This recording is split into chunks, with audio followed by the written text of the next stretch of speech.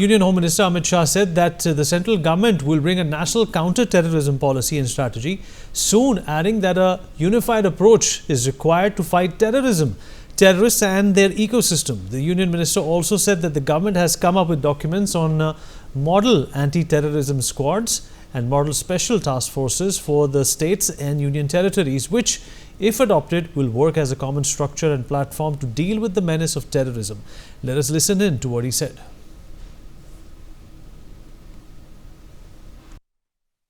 Terrorist और terrorism के ecosystem के लड़ने के लिए गृह मंत्रालय ने जो प्रोएक्टिव अप्रोच बनाया है, उसमें हम एक अगला कदम लेकर आ रहे हैं।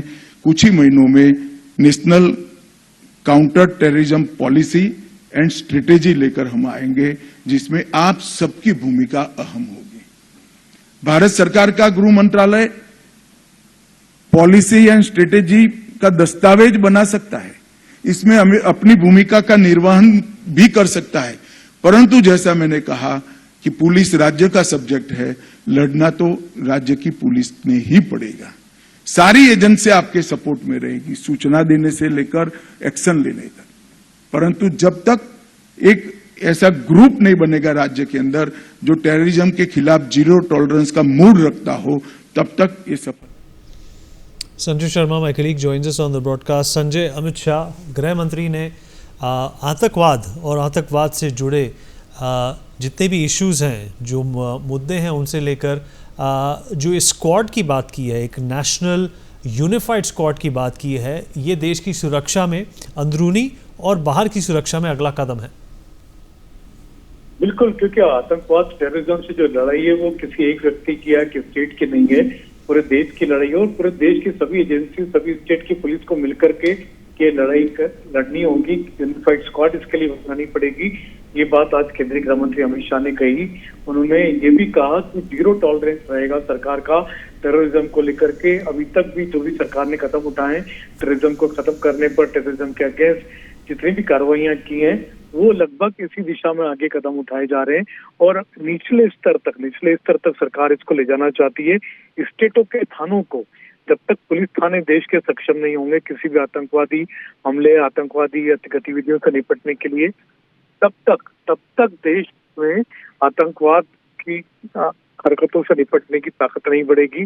अगर देश आतंकवादी गतिविधियों पर रोक लगाना चाहता है तो निचले स्तर तक पुलिस को भी तैयार करना पड़ेगा, पुलिस थानों को भी तैयार करना पड़ेगा। इसके लिए राज्यों की पुलिस के लिए भी जो बैठक हो रही है, आज से 2 दिन की बैठक जो हो रही है, आतंकवाद निरोधक बैठक जो हो रही है, इसमें एक तरह की एसओपी तैयार की जाएगी। एनआईए इस पूरी बैठक का कोऑर्डिनेशन का जिम्मा दिया गया है एनआईए को, और वो देश के सभी पुलिस थानों के लिए एक तरह की, आप कह सकते हैं, एसओपी तैयार करेगी, जिससे क्यों लेकर के देश पूरी तरीके से आतंकवाद के प्रति सजग रहेगा, सतर्क रहेगा और लड़ने में सक्षम रहेगा।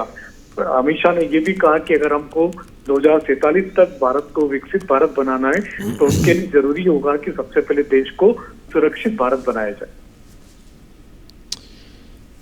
All right, Group Captain UK Devnath, defense expert, also joins us on the program. Group Captain Devnath, this is obviously a welcome move, one that also tells us that the central government is extremely serious when it comes to tackling the topic of terrorism and anti-terrorism.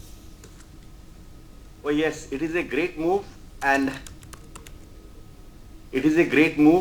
and all forces at the disposal of Home Ministry must join hand to ensure that terrorism does not grow, does not gain feet anywhere in any corner of India. What is very, very important is, as Home Minister has brought, he has admired NIA for yeoman's job. See, intelligence plays a very important role. Any terrorist organization by nature will always be secretive, and any terrorist organization by nature will always try and hide its activities, whether they are underground resources, overground resources, or sleeper cells. They will always ensure that they are hidden from law enforcing agencies. For more such videos, subscribe to the NewsX YouTube channel, hit the bell icon.